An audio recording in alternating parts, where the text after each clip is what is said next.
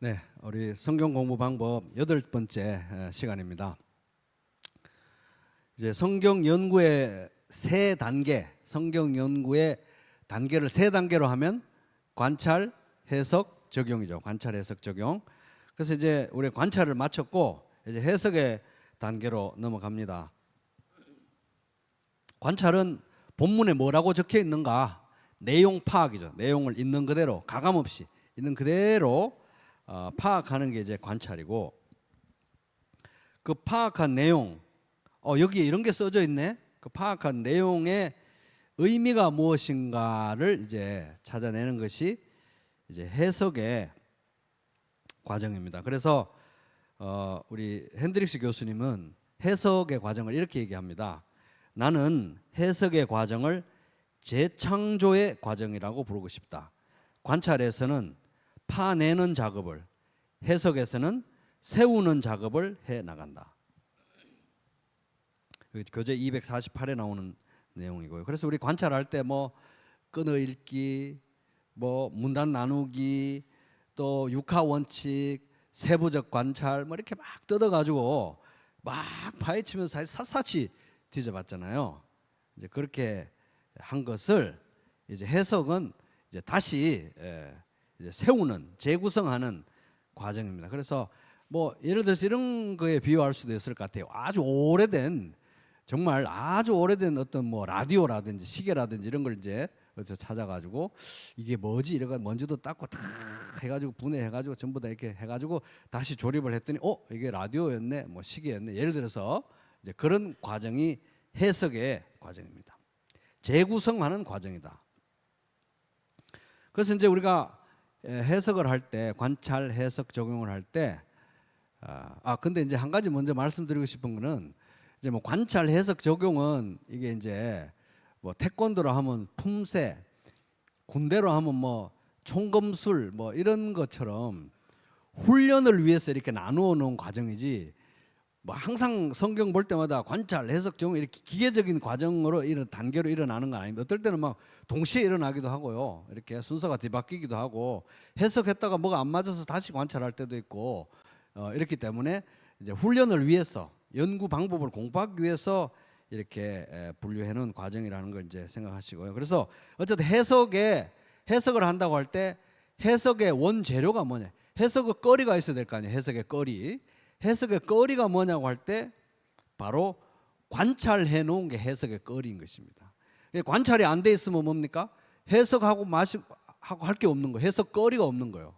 관찰을 잘 돼 있어야 해석할 거리가 있고 해석할 그 소재가 있는 것입니다. 그래서 이 핸드릭스 교수님이 이렇게 말합니다. 관찰에 더 많은 시간을 투자하면 할수록 해석에 그만큼 짧은 시간을 들이게 될 것이고, 더욱 정확한 결과를 얻을 수 있다는 점을 강조한 이유가 바로 여기에 있다. 짧은 시간을 관찰에 사용하면 할수록 그만큼 많은 시간을 해석하는 데 사용해야 하고, 또 설사 많은 시간을 해석하는 데 썼다고 하더라도 그로 말미암아 더욱 부정확한 결과를 얻게 될 것이다.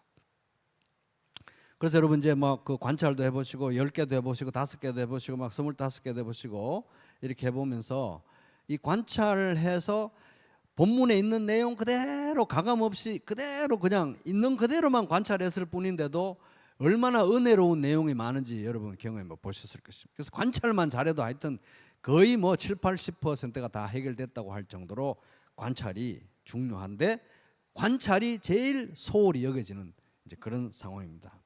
근데 이제 우리가 중요하다고 생각하는 것이면 그것일수록 찬찬히 뜯어보게 돼 있어요. 돈이 많이 걸린 뭐 계약서라든지 약관, 중요하면 할수록 자세히 관찰을 제일 먼저 하게 돼 있는데, 성경도 이제 그렇게 해야 된다고 하는 것입니다. 그래서 이제 그 우리 과제물 내드린 것 제 2페이지에 과제물 다 받으셨죠? 그 2페이지에 보면은 성경 해석의 전형적인 사례가 있습니다. 느헤미야 8장 8절 9절에 보면은 하나님의 율법책을 낭독하고, 이제 에스라가 포로 후 공동체에 대해서 이제 하나님 다 모아놓고 율법책 낭독하는 장면입니다. 하나님의 율법책을 낭독하고 그 뜻을 해석하여 낭독뿐만 아니라 해석이 필요했다는 거예요. 낭독하고 해석하여 백성에게 그 낭독하는 것을 다 깨닫게 하니 백성이 율법의 말씀을 듣고 다 우는지라. 그래서 이제 해석이 필요했고 해석을 이렇게 했더라 하는 전형적인 사례가 느헤미야서 8장 8절 9절에 나옵니다. 그래서 이제 이것이 뭐 확실한 내용은 아니지만 그 당시에 성경은 이미 히브리 말로 기록이 되어 있었고 대부분의 사람들은 포로후 공동체라 페르시아, 바벨론 이런 데서 돌아왔기 때문에 아람어를 쓰고 있었기 때문에 히브리어로 낭독하는 성경을 마치 중세시대 라틴어 성경 못 알아듣듯이 못 알아들었을 것이다. 그래서 레위인들과 제사장들이 돌아다니면서 아마 번역도 해줬을 것이고 번역만으로도 모자라가지고 의미도 해석해줬을 것이다. 뭐 그렇게 하는데 어쨌든 해석이 필요한 거예요. 의미를. 또 해석의 중요성에 대해서는 그 밑에 보면 시편 119편 34절 나로 하여금 깨닫게 하여 주소서 내가 주의 법을 준행하며 전심으로 지키리이다. 여기 보면 이제 해석의 중요성이 나옵니다. 그래서 우리가 곰곰이 읽고 곰곰이 관찰하고 곰곰이 내용을 있는 그대로 파악했지만 의미를 깨달아야 하나님의 도우심으로 성령의 도우심으로 의미를 깨달아야 이제 율법의 말씀을 준행하고 이제 전심으로 지킨다. 적용이 일어난다 하는 것, 순종이 일어난다 하는 것입니다. 그래서 핸드리스 교수님도 성경 본문의 뜻을 모르면 의미를 모르면 해석이 정확하지 않으면 결코 말씀을 삶에 적용할 수 없다. 하나님 말씀을 기반으로 산다는 것은 곧 하나님이 무슨 말씀을 하셨는지 이해했다는 것을 전제로 할 때 가능하다. 그래서 이해를 해야 순종을 하고 적용을 하니까 해석이 필요한 거죠. 교재 245쪽에 있었던 내용입니다. 자, 제가 거기 유인물 2페이지에 거기 이제 좀 긴 문단으로 웨스트민스터 신앙고백 1조 8항 제가 거기 써놨죠. 한번 제가 읽어보겠습니다. 옛날 하나님의 백성의 모국어였던 히브리어로 기록된 구약 성경이나 당시 여러 민족이 가장 일반적으로 사용했던 헬라어로 기록된 신약 성경은 하나님에 의해 직접 영감되었고, 이걸 보면 이제 성령의 영감으로 주어진 하나님 말씀은 최초에 주어진 히브리 말, 헬라 말 원문, 그 최초의 그 원문 성경을 말하는구나 하는 걸 알 수 있습니다. 물론 이 개역 성경, 새번역, 우리말 번역 이 여러 가지 번역 성경도 하나님 말씀이에요. 근데 이 번역 자체가 영감을 받았다라고 말할 수는 없어요. 왜냐하면 번역에는 오류가 있을 수 있었기 때문에. 근데 원래 처음에 주어졌던 그 히브리 말, 헬라 말 그 성경은 무오한 영감받은 성경이라 이 말입니다. 그죠? 하나님만의 독특한 보호와 섭리로 모든 시대에 걸쳐 순수하게 보존되었기 때문에 신뢰할 수 있다. 이 원어 성경. 근데 그렇다고 해서 최초에 주어졌던 최초의 그 원문이 지금 존재하진 않아요. 그것이 그럼 어떻게 보존되어 왔느냐? 그 필사자들이 계속 필사를 하면서 이렇게 내려온 거예요. 그죠? 그래서 이제 그 최초의 그 영감받은 원어 성경이 이제 보존되어 왔다. 이제 이런데 이제 어떤 분들은 이런 보존의 역사가 계속 진행돼 가지고 미국에까지 진행돼 가지고 미국이 아니라 영국에까지 진행돼 가지고 그 영국에서 킹 제임스 버전 흠정역이라고 하는 그 영어 성경도 영감을 받아 가지고 그 영어 성경만 영감을 받았기 때문에 그 영어 성경의 배경이 되는 그 구약 사본, 신약 사본만 영감받은 거기 때문에 그거 말고 따로 뭐 NIV나 뭐 NASV나 NASB나 뭐 ESV 이런 거는 영감받은 게 아니기 때문에 킹 제임스만 봐야 된다고 하는 그런 사람들인데 그런 사람들의 말은 틀린 얘기입니다. 그죠? 너무 과한 해석이다 하는 것입니다. 그다음에 그러므로 교회는 모든 종교적 논쟁을 최종적으로 성경을 근거로 해결해야 돼. 왜? 하나님 말씀이기 때문에 그렇죠. 그러나 하나님의 백성들 모두는 성경을 읽을 권리와 성경에 대한 관심을 가지고 있고, 그러니까 히브리 헬라어를 모르는 사람들도 다 성경 보고 싶잖아요. 다 성도들은 하나님에 대한 경외심을 가지고 성경을 읽고 탐구하도록 명령을 받았지만 그들 모두가 성경의 원어를 다 아는 것은 아니다. 그러니까 성경은 원어를 아는 사람만 해석해야 된다? 그게 아니라는 거예요. 그 밑에 나온 내용이 그들 모두가 원어를 다 아는 것은 아니기 때문에 그러므로 성경은 성경이 전파된 모든 나라의 언어로 번역되어야 한다. 번역이 이렇게 성경 번역이 이렇게 중요한 것입니다. 번역돼야 한다. 그렇게 함으로써 모든 사람이 하나님의 말씀 안에 풍성히 거하게 하여 하나님께서 받으실 만한 방법으로 하나님께 예배드릴 수 있게 하며 성경을 통해 인내를 배우고 위로를 받아 소망을 가질 수 있게 해야 한다. 그래서 이제 번역 성경이 굉장히 중요한 거예요, 사실은. 그렇지만 우리가 또 겸손하게 알아야 될 것은 번역 성경 자체가 영감받은 건 아니기 때문에 가급적 원어 성경의 원문의 의미를 찾아가려고 또 우리는 최선을 다해야 돼요. 그러나 원문을 모른다고 해서 성경을 해석도 하지도 말고 묵상도 하지 말라 이런 건 아니에요. 왜냐하면 우리의 구원과 성화와 하나님을 믿고 교회 생활을 하기에 충분한 모든 내용들은 번역 성경을 보고서도 다 묵상할 수 있다는 거죠. 그런 의미에서 우리가 볼 때 이제 개역 성경만 붙들고 있다든지 이러면 또 안 되고, 개역 성경 보다가 잘 이해가 안 되는 그러면 또 세번역도 보다가 세번역도 이해가 안 되면 또 우리말 번역도 보다가 이렇게 번역을 대조해서 보는 건 참 유익한 성경 해석의 방법입니다. 그래서 사실 우리가 좀 더 깊이 나중에 생각해 보면은 성경 번역은 가장 1차적인 성경 해석이에요. 왜냐하면 번역을 하려면 해석을 해야 되거든요. 그래서 여러 번역 성경을 보는 것은 유익하다. 그런데 반복해서 읽어서 마음에 새기기 위해서는 자기가 가장 좋아하는 자기 귀에 쏙쏙 들어오는 그 번역 성경을 반복해서 읽는 게 좋습니다. 왜냐하면 저 같은 세대도 이미 좀 신세대는 아닌 것 같아가지고 새 번역을 읽으면 이해는 잘 되는데 기억이 안 나요. 기억이 문체가 너무 늘어져가지고. 그래서 우리말 번역도 보면 이해는 잘 되는데 기억이 안 나. 그래서 저도 개역 성경을 읽으면 개역 성경은 그 언어적인 표현이나 뭐 이런 운율이나 이런 것들이 귀에 익어가지고 잘 기억이 나는데, 그래서 저도 반복해서 읽을 때는 저도 개역 성경을 개역 개정을 봅니다. 그래서 그런 차이가 있으니까 또 생각해 보시고요. 그 다음에 그것도 웨스트민스터 1장 9항 보면은 성경 해석의 무오한 법칙은 성경 해석의 가장 중요한 궁극적인 어떤 잣대라고 할까요? 법칙은 성경 그 자체이다. 그래서 뭐 성경 배경 지식이 있어야 성경을 정확하게 해석하고, 성경 고고학이 있어야 성경을 정확하게 해석하고, 과학이 있어야 되고, 이렇게 가지고 물론 성경 해석에 도움은 되지만 배경 지식과 고고학과 과학이 성경 본문의 의미를 좌지우지하는 기준이 될 수는 없다는 거예요. 그럼 뭐가 기준이 되어야 되느냐?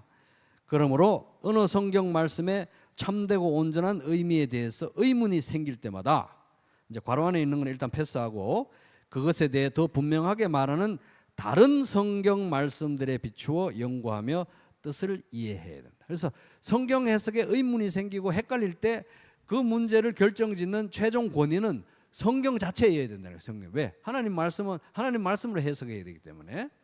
그런데 그 괄호 안에 있는 내용은 의미는 여러 가지가 아니고 하나이다. 그러니까 본문의 의미를 해석할 때 그 해석되어지고 정답이라고 할 수 있는 그 해석 의미는 한 가지밖에 없다는 거예요.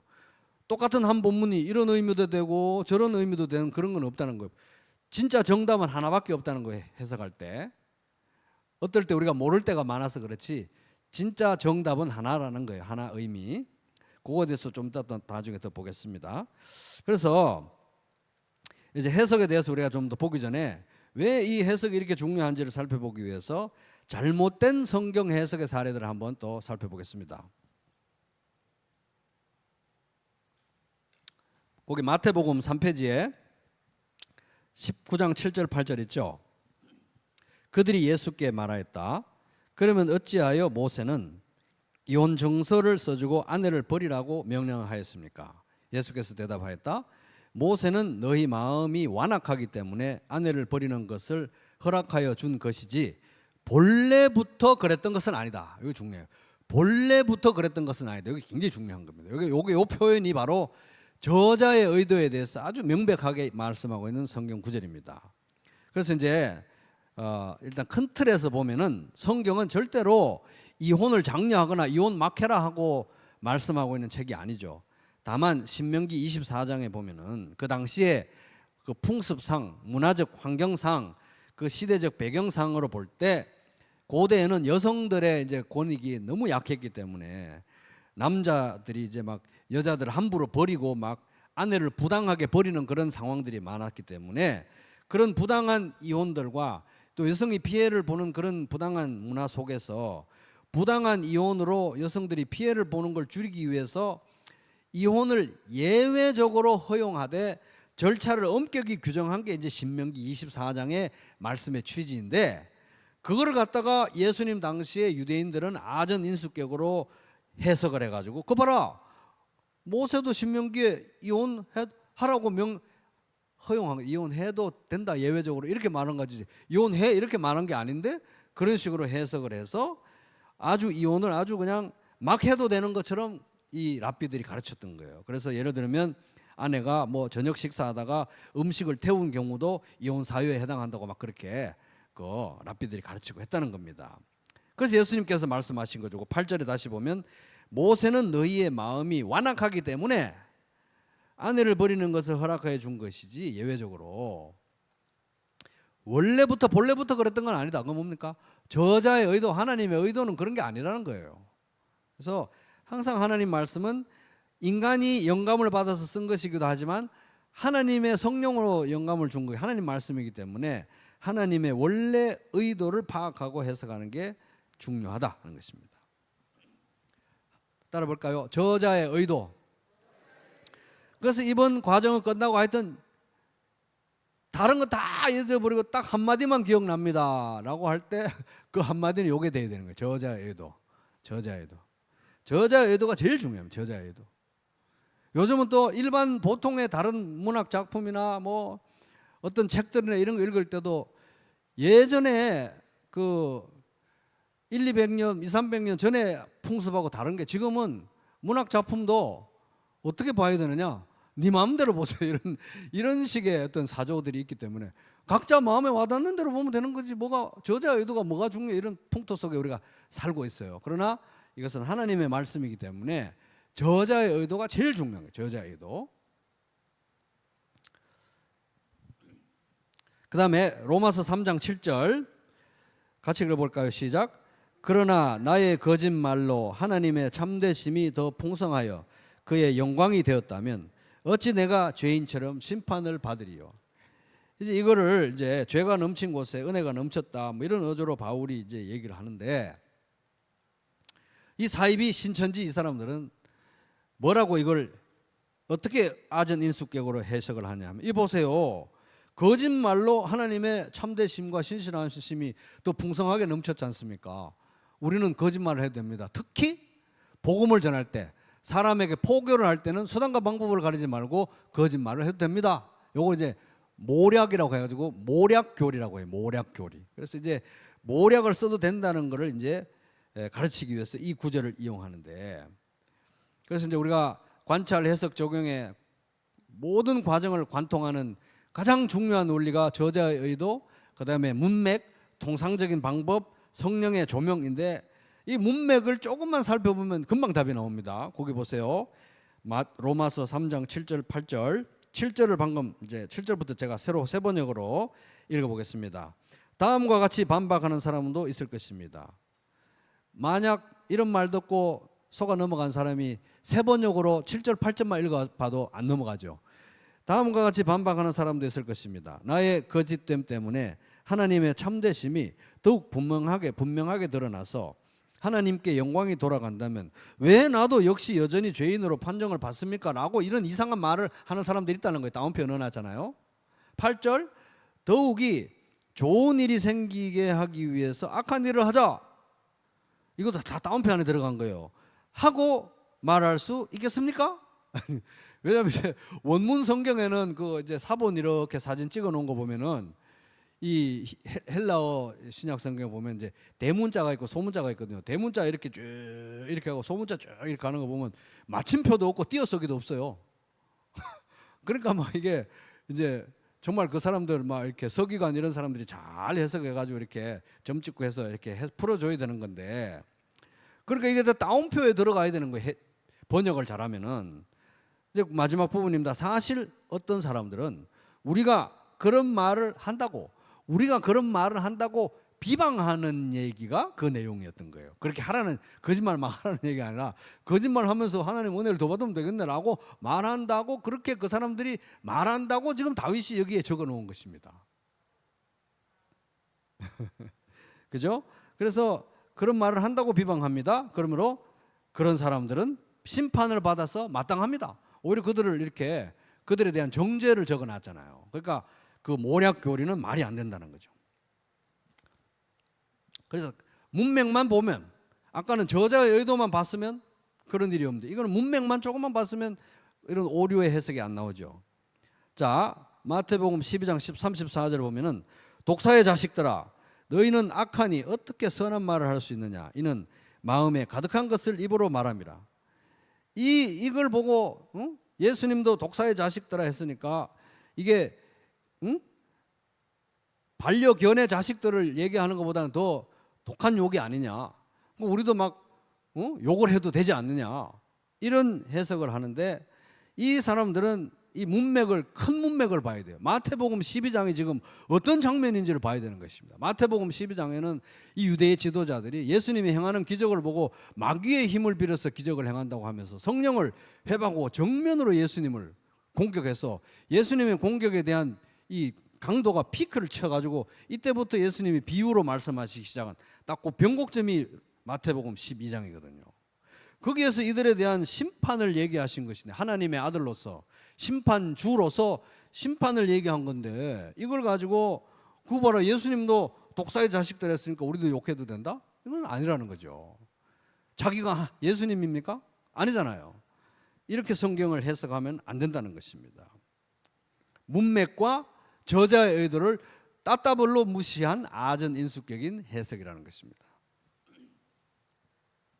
또 사이비 신천지 초기의 핵심 교리서인 신탄에 나오는 내용입니다. 이게 사이비 얘기니까 이거는 뭐 받아 적으실 필요도 없고 한번 듣고 잊어버리시면 돼요. 성경을 무조건 읽고 외우는 것만 능사가 아니다. 성경은 영생에 이르는 천국의 비밀이 암호로 기록된 책이다. 암호로 가득하다는 게 암호. 그러므로 하나님이 그 인을 떼고 해명하신다. 이날까지 수많은 신학자들이 주석이나 강해 등을 저술하였다. ESV 스터디 바이블, 성경신학 스터디 바이블, 메가더 성경 주석, IVP 성경 주석, 이런 거 다 쓸모없다는 거예요. 그러나 아직 때가 이루지 아니하였고, 또한 그들은 약속된 인물이 아니므로, 이만희가 아니므로 성경의 바른 해독을 하지 못한 채 역사나 인물들을 분류하는 데 그치고 있을 뿐이다. 신탄 25페이지, 23페이지네요. 이게 봉함 교리라고 한답니다. 이게 마치 성경을 암호 해독하듯이 영해하는 걸로 이렇게 접근을 하고 있기 때문에, 통상적인 방법이 아니에요. 통상적인 방법. 그래서 이것은 통상적인 방법에 어긋난 사이비들의 해석, 교주가 해석하는 것만 맞는 거예요. 그래서 이제 그거 뭐 유튜브에 뭐 이렇게 잠깐 이렇게 보면은 막, 이건 아멘이 나와야 될 순간이 아닌데 뭐라고 한마디만 하면 다 아멘. 아무 말만 하면 아멘. 아무 말만 하면 왜? 봉함을 푸는 교칙이기 때문에. 그래서 이제 통상적인 방법을 이제 어긴, 일반적인 언어의 법칙을 어긴 해석의 방법이라는 겁니다. 또 어떤 몰몬교 일부의 사람들은 이렇게 또 해석한답니다. 구약의 족장들이 부인들이 많았잖아요. 일부 다처제였잖아요. 그거 봐라, 일부 다처제가 우리 성경적인 가르침이다. 이렇게 해석을 한다는 거예요. 이거는 저자의 의도, 문화적, 이제 좀 이따 나오겠지만 문화적 배경에 대한 예민함이 없는 그런 해석이라는 거죠. 또 어떤 사람들은 창세기의 내용을 보고 해산의 고통이 이제 타락 후에 주어졌잖아요. 해산의 고통은 저주의 일부이기 때문에 여자들이 산통을 겪을 때 그거 뭐죠? 그 진통제나 마취제를, 그 뭐라 그러죠? 그 다른 말로? 그거를 놔서는 안 된다. 예를 들어서 그렇게 가르친다는 거예요. 또 여호와의 증인들은 어떤 여호와의 증인들은 성경의 사도행전 15장에 피를 멀리하라. 유대인들과 이방인들이 같이 섞여서 교회 생활하니까 유대인들을 실족시키지 않기 위해서 막 선지국 먹고 그러지 말라. 피를 멀리하라는 가르침이 있는데 그거를 오해를 해서 수혈을 거부하는 사람들도 있대요. 수혈.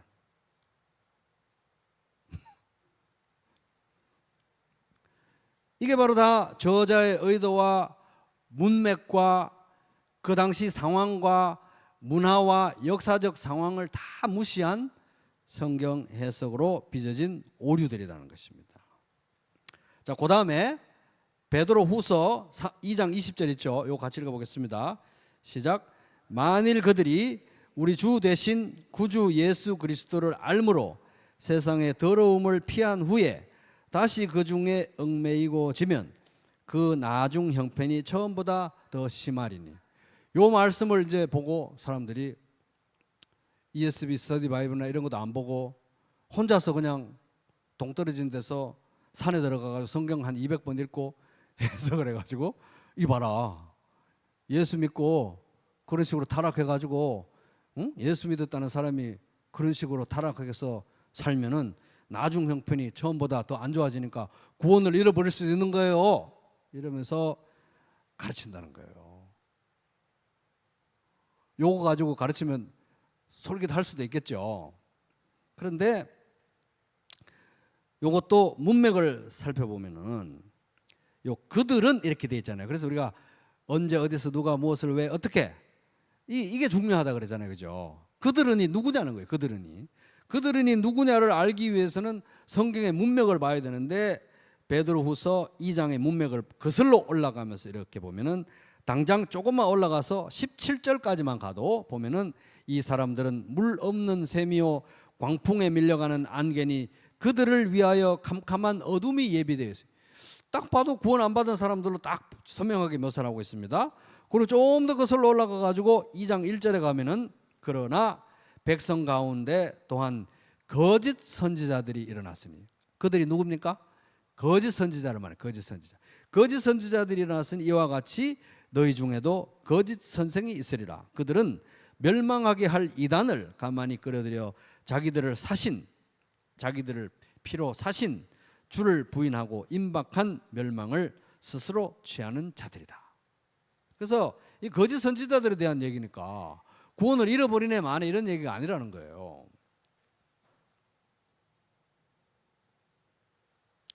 이렇게 그렇던 해석들이 너무 팽배해 있기 때문에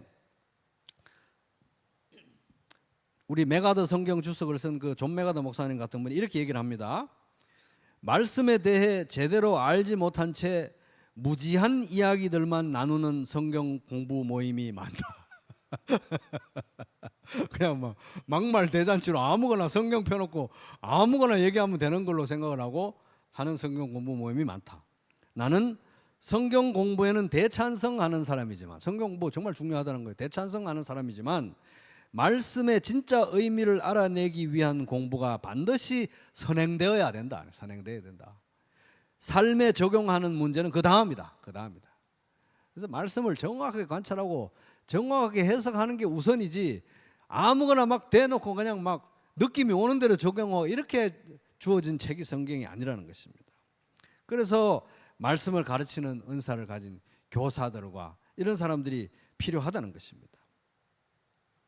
그러면 이제 지역 교회에만 은사들이 있느냐? 그건 아니죠. 우리 공교회적으로 볼 때, 또 역사적으로 볼 때 정말 탁월한 학자들, 훌륭한 분들 정말 많습니다. 그래서 사실 뭐 교회에서도 제가 설교를 하고 성경을 가르칩니다만은 제가 언제 다 이렇게 궁금한 거 있을 때마다 다 얘기를 해드리고 다 할 수도 없잖아요. 아유, 뭐 목사님 만나려면 뭐 약속 잡아야 되고 귀찮은데 그냥 나 혼자 대충 그냥 해석하고 말해야 되겠다 이렇게 해가지고 하면 안 되기 때문에 제가 추천드린 것이 ESV 스터디 바이블, 성경신학 스터디 바이블, 메가더 성경 주석, IVP 성경 주석, 정말 신뢰할 만한 분들이니까 이런 것들을 사서 보면서 최소한 그 바운다리 안에 있어도 90%, 80, 90%는 대충 안에 건전한 교리 안에 들어가 있기 때문에 늘 우리가 겸손하게 다른 사람들이 뭐라고 해석하고 가르쳤는지 항상 귀를 기울여 봐야 되는 것입니다. 자, 그다음에 마태복음 28장 1절 있죠? 마태복음 28장 1절 2절 안식일이 다 지나고 안식 후 첫날이 되려는 4페이지입니다. 안식 후 첫날이 되려는 새벽에 막달라 마리아와 다른 마리아가 무덤을 보러 갔더니 이 부활의 새벽입니다. 큰 지진이 나며 주의 천사가 하늘로부터 내려와 돌을 굴려내고 그 위에 앉았는데, 이게 이제 요 본문이 그 강해 설교 말씀에 충실한 본문에 충실한 강해 설교로 유명한 이 메가더 성경 주석을 쓴 존 메가더 목사님이 젊었을 때 첫 번째 설교할 때 본문으로 설교 본문으로 택한 말씀이래요. 그때는 아직도 이분이 이제 온전히 성숙하지 못하고 본문에 충실하게 해석을 해야 된다는 이런 걸 모를 때여서 이걸 가지고 이제 어리기는 어리고 설교는 해야 돼서 어떻게 설교를 했냐면은 이제 제목을 이런 식으로 이제 이제 핵심 대지를 이런 식으로 잡았다는 거예요. 여러분의 삶에 돌을 굴려내십시오. 이런 식으로 삶의 설교 대지를 다 잡아가지고 이제 우리도 돌을 굴려내야 된다. 그래서 어떤 돌을 굴려내야 되느냐? 의심의 돌을 굴려내야 된다. 두려움의 돌을 굴려내야 된다. 그다음에 분노의 돌을 굴려내야 된다. 이런 식으로 설교를 했다는 거예요. 그래서 뭐 그런 식으로 제가 어디 갔다 읽었는데 그런 식으로 설교다 하다 보니까 어떤 스승님이 그 설교를 듣고 오늘 자네가 한 설교는 그 본문의 핵심을 다 놓쳤네 이렇게 말을 했대요. 그러니까 만약에 우리가 뭐 큐티 모임 한답시고 모여가지고 오늘 이 본문을 읽고 제가 오늘 이 본문을 보니까 이런 깨달음이 왔습니다. 돌을 굴려내야 된다는 깨달음이 왔습니다. 이러면서 두려움의 돌도 굴려내고 분노의 돌도 굴려내고, 그럼 또 나누고 형제님도 참 돌을 굴려내야 되죠. 이렇게 참 좋은 적용입니다. 이렇게 하면 안 된다는 거예요. 여기서 돌은 근심의 돌도 아니고 두려움의 돌도 아니고 분노의 돌도 아니고 무슨 돌입니까? 진짜 돌인 거예요. 진짜 무덤을 막았던 돌을 굴린 거예요. 그러니까 뭡니까? 부활이 확실했다. 이걸 얘기하는 거지. 뭐 마음에 돌을 굴려내라 이걸 얘기하는 게 아닌데, 이게 얼마나 이게 어리석고 황당한 해석과 적용이 맞냐 이거예요. 또 그 사도행전 27장 29절 있죠. 암초에 걸릴까 하여 고물로 닷 넷을 내리고 날이 새기를 고대하니라. 이게 이제 사도 바울이 로마로 이제 이송되는 과정에서 배에 풍랑이 나서 막 난리를 치고 있던 장면이잖아요. 그것도 이걸 이제 어떤 분이 이걸 설교할 때 대지를 닻을 내려라 그렇게 설교를 했대요. 그럼 뭔 닻이냐? 희망의 닻, 믿음의 닻 이런 걸 내려야 된다. 근데 이제 이거는 여기서 말하는 닻은 희망의 닻도 아니고 믿음의 닻도 아니고 뭔 닻입니까? 쇠로 만든 닻이래요. 쇠로 만든 닻이고 문자 그대로 쇠로 만든 닻을 내렸다는 거예요. 풍랑이 나서 죽을 뻔했다 이걸 얘기하는 거라는 겁니다. 차라리 좀 더 크게 문맥을 봐서 그런 위험 속에서도 하나님이 살려주셨다 이걸 이제 적용하면 그거는 뭐 문제가 없겠지만은 이 닻을 갖다가 희망의 닻, 믿음의 덫 이렇게 막 큐티한답시고 막 이렇게 하면 안 된다는 거예요. 그래서 이제 이런 걸 볼 때 이 통상적 방법을 그 글자 그대로의 통상적 상식적인 그 의미를 무시한 해석이라는 거잖아요. 그래서 성경의 관찰 해석 적용의 전 과정을 관통하는 대원칙이 뭐냐? 저자의 의도, 문맥, 통상적인 방법, 성령의 조명 이 네 가지가 중요하다. 그 중에서도 정말 다 잊어버리고 딱 한 개만 내가 기억을 하겠다 하면은 저자의 의도. 저자의 의도는 자다가도 꿈 잠꼬대 하다가도 저자의 의도가 나와야 되는 것입니다. 그래야 이 저자의 의도가 이게 가슴에 심어져야 말씀을 대할 때마다 두려움으로 오늘 이 본문의 말씀을 통해서 하나님이 다른 분이 아니라 하나님이 나에게 하시고자 하는 말씀이 뭔가를 물으면서 관찰 해석 적용한다는 것입니다. 그래서 이제 성경 해석이 필요한 이유가 뭐냐? 이걸 이제 그 우리 교재에도 쭉 길게 나와 있는데 이제 세 가지 정도로 요약할 수 있습니다. 왜 해석이 필요하냐?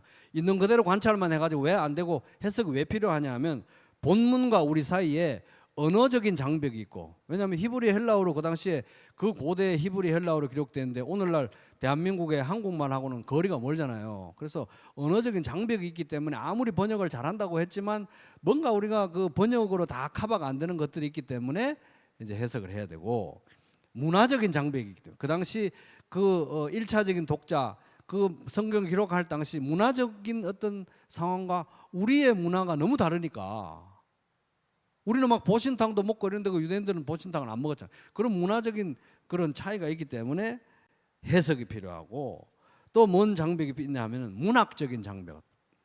왜냐하면 이제 거기 보면 시도 있고 전기문도 있고 편지글도 있고 묵시문학도 있고 뭐 다양하니까, 특별히 그 당시 그 나라의 그 문학적인 그 어떤 특성은 오늘날하고 다르기 때문에 그런 장벽들이 있기 때문에 이제 해석이 필요하다는 거죠. 교재 249페이지 이하에 나온 내용이었고요.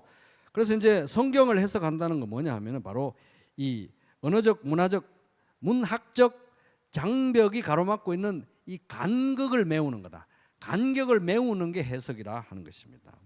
그래서 그 해석을 위해서는 다양한 자료들이 필요하다는 거예요. 다양한 자료들이. 그래서 이 다양한 자료들을 위해서 이 책을 이렇게 갖추기 시작하면은 정말 한도 끝도 없이 책이 정말 수만 권이 필요할, 수십만 권이 필요할 정도로 이 방대한 게 성경 연구인데, 그런 거를 정말 압축해서 이렇게 해놓은 것이 ESV 스터디 바이블, 성경신학 스터디 바이블, 메가더 성경주석, 그다음에 IVP 성경주석. 요걸 이제 제가 자주 이렇게 귀에 못이 박히도록 말씀드리는 거는, 해석에 대해서 2시간 강의 듣는 것보다 이 책을 사가지고 평생, 글씨가 작으면 지난번에 뭐를 사시라고 그랬죠? 독서경, 독서경을 사서 환하게 비춰가지고 이렇게 보면서, 그거는 뭐 연세가 아무리 들어도 볼 수 있습니다. 독서경으로 해놓으면 막 그 여드름이 이만하게 보이듯이 칵 보이거든요. 그래서 이제 그걸 보면서 그런 책들을 가까이 놓고 길게 보는 것이 박 목사 해석에 대한 2시간 듣는 것보다 훨씬 더 유익하기 때문에, 그런 책들을 꼭 옆에, 믿을 만한 책들, 제가 이거는 정말 꼼꼼히 살펴보고 추천드리는 4권입니다. 그래서 요건 시작이 그렇다는 거예요. 4권으로 이제 한 권, 원래 한 권 사고 2년 뒤에 또 한 권 사고 3년 뒤에 또 한 권 사고 5년 뒤에 한 권 사고, 이런 식으로 이렇게 한 5년 정도 되면, 그렇게 뭐 아니면 그거 부담되면 한 10년 만에 다 사셔도 되고요. 이렇게 가져가시고, 독서경은 이렇게 누구 잘 조사하시는 분들이 있으면 잘 조사하셔가지고 어디 물건이 좋다더라 정보도 공유하셔가지고 글씨 크게 눈에 부담 안 되는 거 사셔가지고 그렇게 보시기 바랍니다. 자, 그리고 이제 성경 해석을 할 때, 아무도 성경 해석을 할 때 아무도 완벽하게 해석하는 사람이 있을까요, 없을까요? 완벽하게 해석하는 사람 아무도 없다는 겁니다. 그래서 이제 그 교재에도 나오는 내용입니다만은, 완벽하게 해석할 수 있을 것처럼 막 모르는 것도 막 우격다짐으로 해석하려고 하는 거를 어디다가 비유하느냐 하면은, 이 핸드릭스 교수님은 생선 발라 먹을 때 뼈다귀로 그거 안 되는 걸 뼈를 내놓고 먹어야 되는데, 살이고 뼈고 나는 다 먹을 거야 이러다가 입천장 찔리고 막 목 찔리고 그런 거에다 비유를 합니다. 그래서 일단 발라 먹을 수 있는, 내가 먹을 수 있는 것만 먼저 먹고, 그 다음에 나중에 막 이빨이 막 쇠처럼 강해지면 뼈도 다 먹고 이렇게 하고, 이제 처음에는 보드라운 살만 먼저 먹고 하라는 것입니다. 그 다음에 그래서 성경 해석에 있어서 제일 위험한 게 뭐냐 하면은 교만이라는 거예요. 교만. 내 해석이 최고다. 그래서 우리 여러분 관찰도 많이 해보니까 그 본문에 대해서 애정이 생기잖아요. 그런 얘기를 가정께서 나누다 보면 내가 관찰한 게 더 애정이 많이 가시죠. 그러다 보면 서로 이제 막 이견이 생길 수도 있는데, 이제 성경 해석에 있어서는 교만이 제일 지름길이다. 교만이 실패의 지름길이다. 그래서 내가 이 성경의 어떤 한 부분을, 요번에 빌립보서 내가 30분 읽었기 때문에 빌립보서에 대해서는 더 이상 묻지를 마라. 내가 완벽하다. 이렇게 말하는 순간 넘어진다는 거예요. 그래서 지식은 교만하게 하며 사랑은 덕을 세운다. 그래서 해석은 항상 겸손하게 해야 된다는 겁니다. 그래서 핸드릭스 교수님이 교재에 이런 말도 합니다. 어떤 사람들은 거의 평생 하나님의 말씀을 공부한다. 예를 들어서 이제 뭐 신학교 교수 같은 사람들은 진짜 그 사람들은 뭐 학문만 하잖아요. 맨날 하는데 그런 사람들도 온 생애를 바쳐서 성경을 전문적으로 공부함에도 불구하고 성경 66권 가운데 한 권 이상을 통달한 사람은 아무도 없다. 이렇게 이제 이분이 얘기해요. 실제로 그렇습니다. 이렇게 이제 성경 각 권별로 이렇게 주석들이 좋은 게 많이 있거든요, 실제로. 근데 보면은 각 권별로 최고라고 말할 수 있는 주석들이 이제 있어요, 사실은. 야, 이거에 대해서 진짜 최고다. 이런 거는 몇십 년 만에 한 번씩 나오는 책들이고, 그래서 뭐 어떤 주석 시리즈가 막 이렇게 나와 있다고 해서 좋은 시리즈가 나왔다 해서 모든 책에 대해서 최고 주석은 아니에요. 각 권별로 다 달라요. 그래서 그런 걸 보면 한 사람이 두 권 이상에 대해서 최고다 이런 사람은 거의 못 봤습니다. 각 권별로 진짜 최고봉에 한 명씩. 그러니까 이제 이 말이 그 말이에요. 한 권에 대해서 마스터하기도 어렵다. 그래서 우리는 해석에 대해서는 겸손해야 된다는 겁니다. 그러나 그렇다고 해서 본문이 무엇을 말하는가에 대해서 결론도 짓지 말고 묵상도 하지도 말고 적용도 하지 말라는 뜻은 아니다. 또한 당신이 믿고 있는 바에 대해서 확신을 갖지 말라는 것도 아니다. 왜냐하면 구원받고 성화되고 성장하고 교회 생활에 필요한 중요한 것들은 다 우리가 통상적인 방법으로만 해도 다 알 수 있는 것들이기 때문에 그런 전문 지식이 없어도, 그러나 그저 이제 해석의 과정이 끝이 없다는 것만 좀 알아두십시오. 이런 취지로 이게 교재 260페이지에 얘기를 하고 있습니다. 자, 그러면 이렇게 해석을 다 완벽하게 할 수 있는 사람도 없고, 또 이제 그렇다고 하면은 이제 우리가 한 가지 이제 인정해야 되는 현실적 한계가 있는데, 그게 뭐냐면 해석이 건강한 그리스도인들이고 건강한 성경학자고 뭐 건강한 뭐 목회자고 건강한 성경학도고 뭐 누구든지 이라고 해도 해석이 다를 수 있는 여지가 있다는 현실적인 한계를 우리가 인정해야 돼요. 그죠? 해석이 다를 수 있는 거예요. 그렇지만 우리가 또한 인정해야 되는 건 한 본문에 대해서 올바른 해석은 한 가지라는 것도 인정을 해야 되는 거예요. 한 가지. 우리가 몰라서 그렇지. 왜냐하면 하나님이 똑같은 말씀을 하면서 요거도 되고 요거도 돼 이런 식으로 말씀하시는 분은 아니거든요. 한 가지 답은 있다는 거예요. 근데 우리가 해석이 다를 수는 있죠. 그죠? 그러니까 두 가지를 다 이제 답은 한 가지인데 우리가 모를 수 있고 해석이 서로 상충될 수가 있다. 이걸 이제 우리가 받아들여야 되고, 그러면서 우리가 이해해야 되는 거는 우리 해석이 다를 수 있지만, 그래서 막 논쟁해봐도 우리 각자 의견을 포기할 의사가 없기 때문에 각자 의견을 가지고 있을 수는 있지만, 이제 그것이 이 성경 자체의 문제는 아니라는 거예요. 성경 자체가 오류가 있어서 그런 건 아니고 우리가 이해가 부족해서 해석이 다르고 누가 맞는지 아직 몰라서 그렇다, 그런 부분들이 있을 수 있다는 거예요. 그래서 이제 핸드릭스 교수님도 우리는 최대한 충실하고 정확하게 말씀을 이해해야 할 책임이 있는 동시에 서로 다르게 해석할 권리도 있다는 것을 받아들여야 된다. 그러면 이제 질문이 생깁니다. 그러면 성경 해석이 서로 다를 때 우리는 이거에 대해서, 이 문제에 대해서 어떻게 그러면 생활을 하고 교회 생활도 하고 어떻게 서로 지내야 되느냐 이거예요. 이제 거기에서 이제 우리가 이제 다르게 생각해야 될 게 뭐냐면, 구분해서 생각해야 될 게 뭐냐면 신앙의 본질에 관한 문제가 있고, 따라해볼게요. 본질. 신앙의 본질에 관한 문제가 있고, 신앙의 본질에는 해당하지 않지만 성경에 나오는 내용들이 있다는 거예요. 본질에 관한 문제, 본질이 아닌 문제. 본질에 관한 문제는 이견이 있으면 됩니까? 안 됩니까? 안 되죠. 이번에 삼위일체 배웠지만 삼위일체에 대해서 나는 이렇게 생각하고 당신은 그렇게 생각해, 이거 안 된다는 거예요. 삼위일체에 대해서는 무조건 똑같아야 되는 거예요. 삼위일체를 인정하지 않으면 어이구 참 다양하신 견해시네요 이렇게 받아주면 안 된다는 거예요. 그건 아직도 성도가 아닌 거예요, 사실은.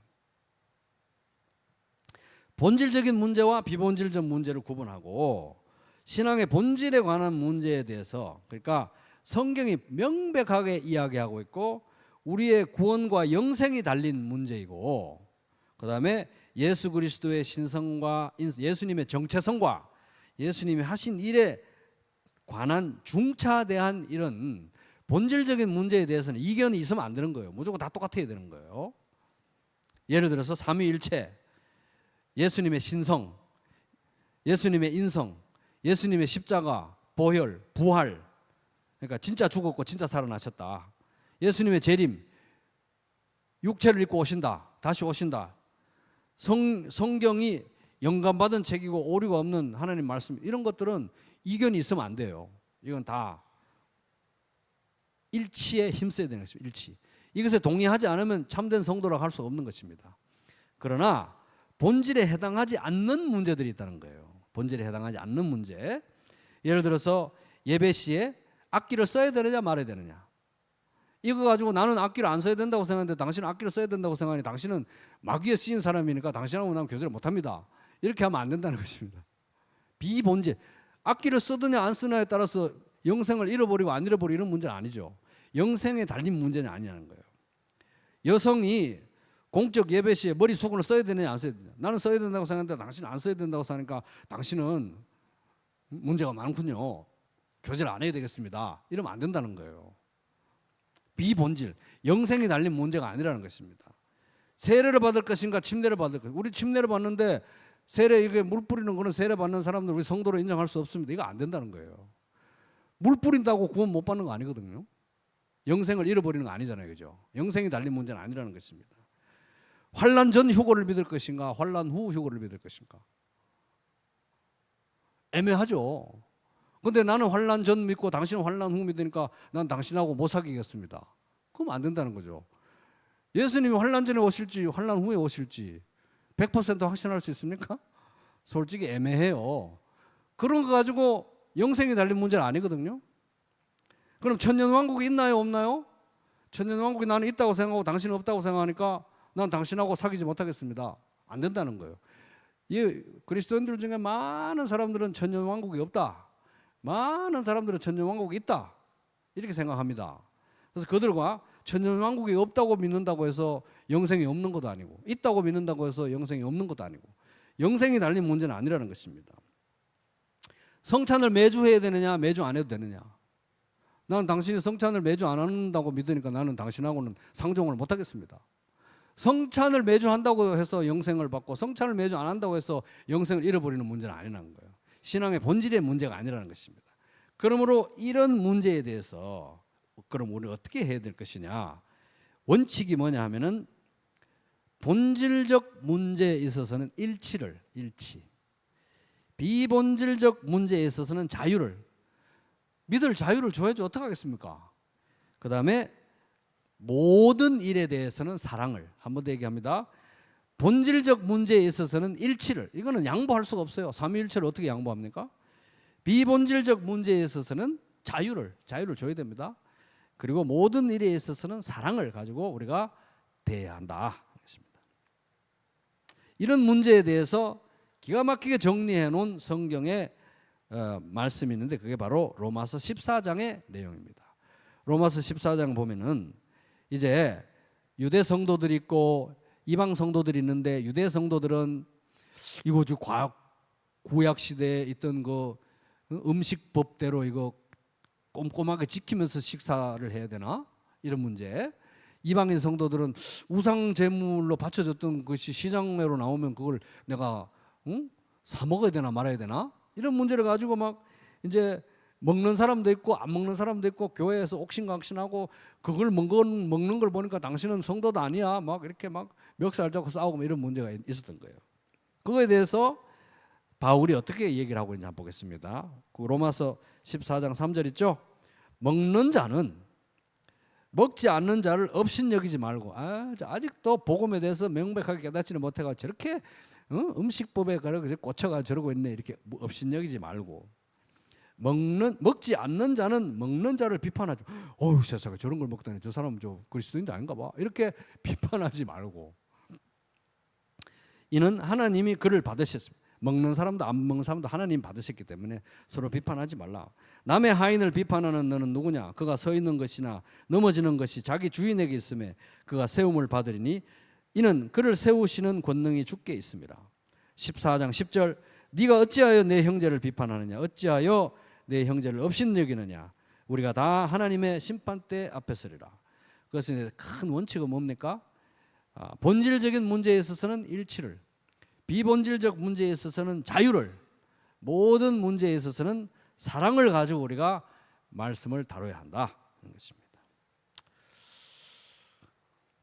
아주 한 2페이지가 더 남았는데 이제 권정우 교수님처럼 더 할까요? 이렇게 안 묻고 오늘 여기서 끝낼게요.